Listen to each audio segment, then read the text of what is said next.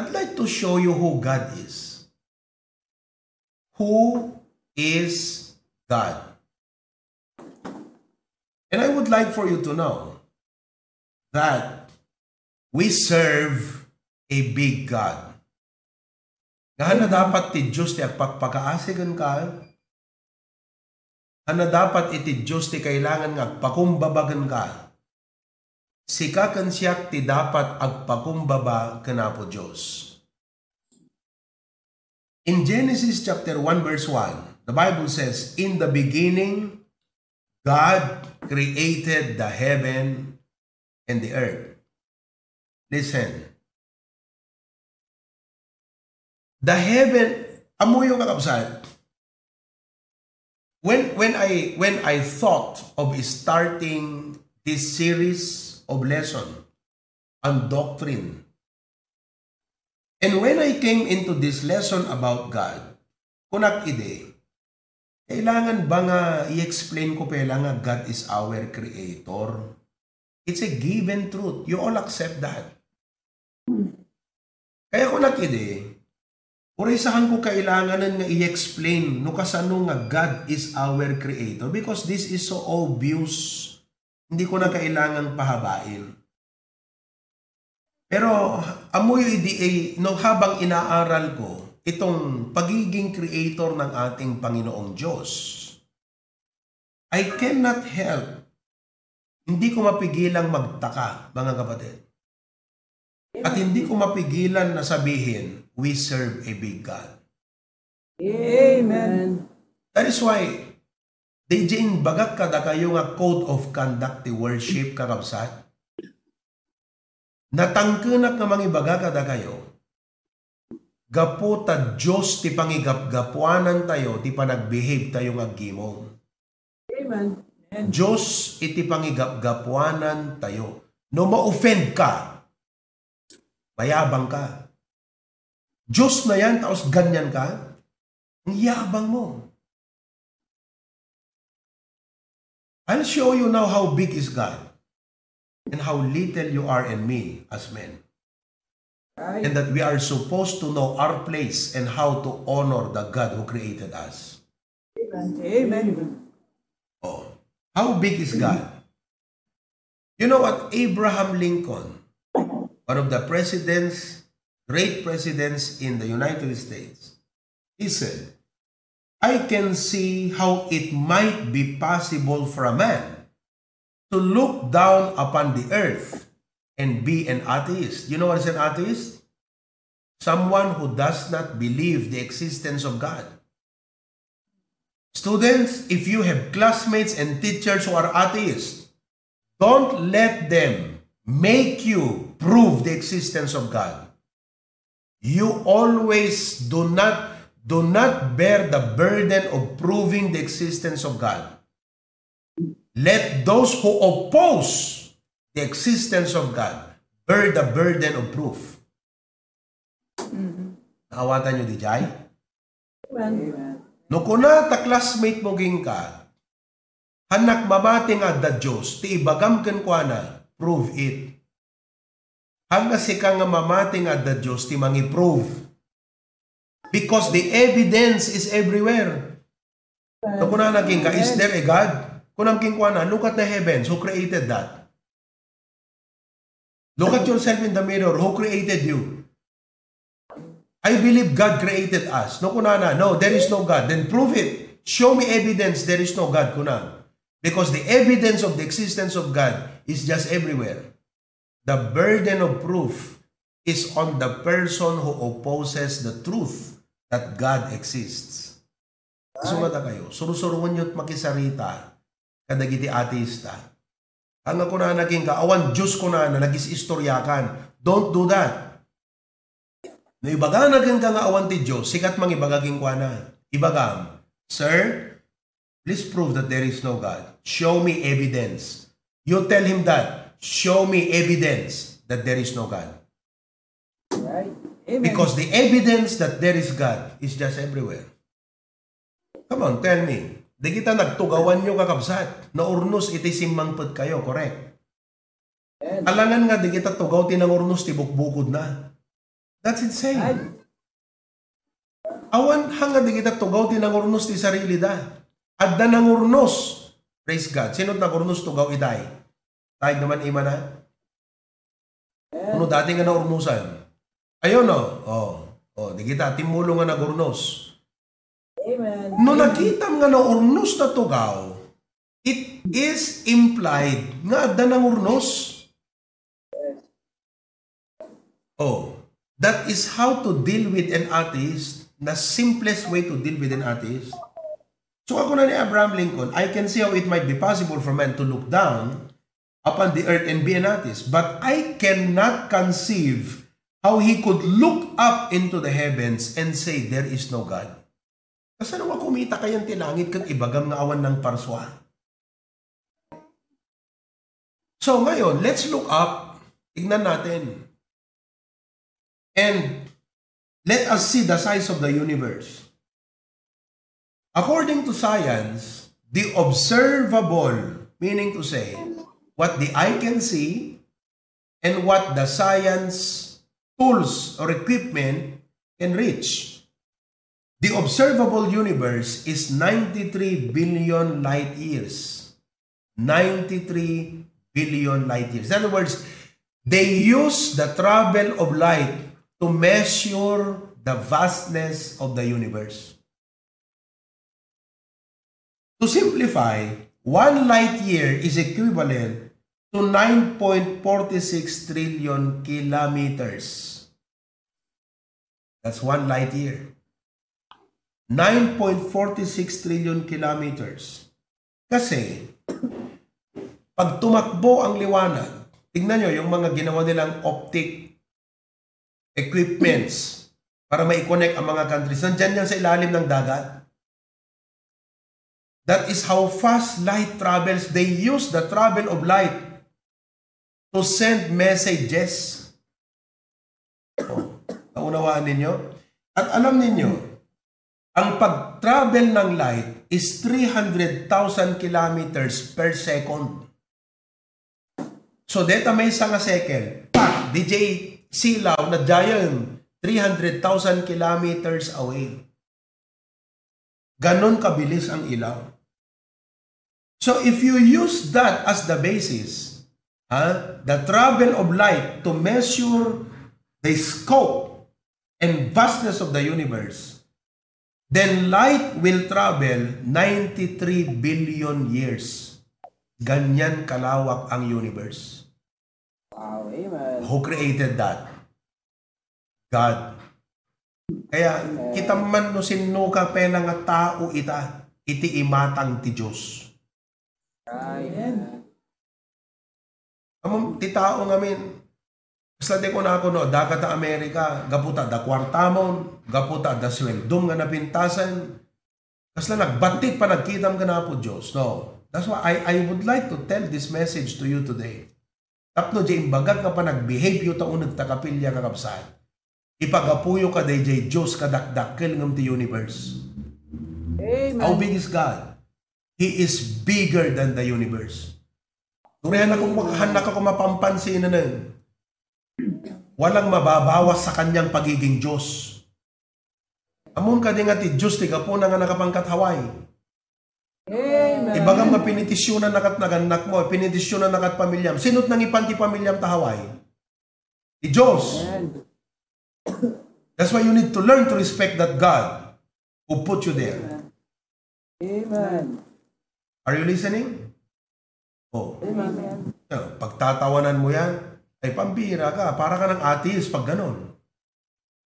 You see? That's how big God is. Amen. Now, in the universe, science says there are 2 trillion galaxies. Imagine that. And our galaxy is only one of them. It's called the Milky Way. Gatas. Milky Way. Oh. It's about 100,000 light years. Imagine. And in our galaxy alone, there are almost 400 billion stars. Lasin ito matutrabi AM. Rumuwar ka, binanong amin na bituin. 400 billion stars. And if you will count one star per second, it will take you 3,000 years to finish counting the stars in the Milky Way alone. That does not include the other galaxies in the entire universe. God created them all. Amen. How big is God? Amen. Oh. Our place alone called Earth. Sabi ng iba flat, sabi ng iba round. I don't care. Basta datay the Earth. Amen. Antay lagat batnag, okay na yun sa akin. Oh. Listen, our Earth is just a tiny dot in the Milky Way. Amen. If Earth is a tiny dot, tignan mo na lang ang sarili mong tao. Tignan ko ang sarili kong tao. Sino ako sa harapan ng Diyos? Right. Mas gaganyanin mo ang Diyos. Isur nga no, umay ka magigimong agdaydayaw ti Apo. Isurok ka na kayo ti usto nga conduct ti panagdaydayaw ka na po Diyos. Amen. Malakas na nga pagbalbalin ng mga casual ti panagdaydayaw mo ti Apo. Diyos neta Creator. Kaya nga namin sabi ko, hindi ko na yata kailangang ipaliwanag tong God is Creator. Sobrang obvious. Pero sabi ko nung nakita ko, sabi ko, pampihira. Dapat kong i-explain to. Amen. So that we know how to reverence God. Oh, sabi ni Sir William Herschel, ang nakadiscover ng Uranus, the planet Uranus. Ano sabi niya? All human discoveries seem to be made only for the purpose of confirming more and more the truths contained in the sacred scripture. Honest scientists will only tell you that the more they discover Earth and the universe, the more they will be awed with how great God is. Amen. Praise God. Kaya ngayon, gaano kalaki ang Diyos? Mas malaki siya kaysa sa lawak ng kalawakan. Yan ang Diyos. Yan ang Diyos na naglikha sa'yo. Yan ang Diyos na nagbigay ng buhay mo. Iso, detat Diyos nga nang riingking ka tay bigat. Amen. Detat Diyos nga kasta-kastaan ti na mga tattao. Kita mo, mamin ano na tayo lapis itin ni Apo, Diyos nga kabsat na tayo-tayon. Right. What is man? Oh, I have 2 minutes. Wala na. What is man? Kung ganito kalaki ang universe, ito yung Milky Way, konting dot lang yung Earth, sino kang tao? Alam mo, ito yung tanong ni Psalmista David sa Psalms 8. Ano sabi niya? When I consider the heavens, the work of thy finger. You know, if you look at the heaven, that's the signature, the thumb mark of God. The moon and the stars which thou hast ordained. Listen, verse 2. What is man that thou art mindful of him? Kurehan nakakitkitan ko mapampansinan ni Apo Diyosan, te ko na akon, hangamaksayan ti kina Diyos na. Ngam hang kaagbiag nohan na ka nga bayabayan. Hang kaagriing nohan na ka nga ikan iti anges. So nga sursurwumat nga respetaran day nga namaraswakan ka. Learn to respect your Creator. You see? And the amazing truth is this. The God who hung billions of stars knows your name. Kaya pastor yun, diyan kamot nagnagan yun. 600 membro tayo it's BBC. Oh. Ngam ti Diyos amunat nagan mo. Isaiah 43:1. The God who sustains the galaxies, numbers even the hairs of your head. Amuna namanot bilang ta, buok mo. No, dapat na bati. Amen. Di kaya't nga sa akong data numbered, amoy dito Pilipinas, di kita kayo, at the printana ni numberan ti DENR. Di kaya't nga sa akong, amo ti Diyos, no yan at imuna nga nagtubo nga buhok po. Ibig sabihin, ganito kasi yan. Every great inventor and creator, whoever that person is, cannot come up with something without paying attention to details, especially the minutest one. Iso nga ni Thomas Alva Edison, took him more than 1,000 failures just a small light bulb kasi adahan na masurutan nga law to make that thing work. Because one little thing that doesn't work cannot make the whole thing work or it can easily damage the whole thing. Kitam lang tabagimon kakabsat. Pinanunot iti justice sistema ti panagandar tabagim. Yan yung sakit ni Chris Aquino, autoimmune. Meaning, at the code ijay DNA na, at the code ijay cells na, nga nagmalfunction so that jay supposedly nga immune system nga mang proteher ti bagi, isun ti mang perdi di sarili na nga bagi. And that's what happens to our world. Nuhan na i-pay attention dagiti basit nga detalye. Imagine mo ti kinadetalyado ti panunot ti Diyos, idi pinarswa na ti lubong, idi pinarswa na ka. Tapos kasta-kastalat pa ng traton kingkwana. Right. Yun ang punto ng preaching na to, kapatid eh. Kasla tungpa ka dati nga tao. Kaya nga, di pa nang ibagat ka da kay ti disiplina ti gimo, maiparbang lang nga ibagat ka da kay deta. Awang karapatam nga maupen, Diyos ta daydayawang. Awang karapatam nga agsui. Amen. Ang bira ka. Wala kang karapatang magtampo. Panginoon yan eh. Diyos yan, God of the universe. At hindi lang yan. The God who created all this vastness loved you enough to send His Son on the cross. Paunay ka nga kabsat. Sinutay kumapay lang nga tao, tapno umay ni Apo Jesus nga Diyos. Do you know that Jesus, the Trinity created the universe? Sabi ng Colossians, without Jesus, nothing exists. If not because of Jesus, you don't exist today. I don't exist today. Nagbasol tayo king kuana. Kita nyo ito, obra ti lobong kakabsat. Iimatang ti Diyos. Right?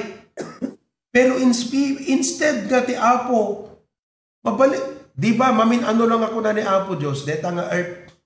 Di kita nga tattao. Be amon, inak di nga galaxy, mang create ti another earth. Awan maksay ka na Apo Diyos na oramida na di jay. Ano mapasama nga rutking ka no inobra ti Diyos na jay. Will suffer in hell forever. But you know, He loved you. Amen. So ano kung mapampanunod ka na kung ungot ni Pastor Probe, that's the truth part. But there's another thing you need to know. God loved you. He came to die for you to save you. Doblet rason mo nga graem ti Diyos. Pinarswana ka, insalakan na kapay. Doblet rason mo nga mangraem ka na po Diyos. Amen. No dagiti tattao ti Hawaii, hanakastat pa nagkita dati Diyos, beam lat ta idata, di damo amo ni Apo Diyos. Sikat makamamu ka na Apo Diyos, obraan ta usto.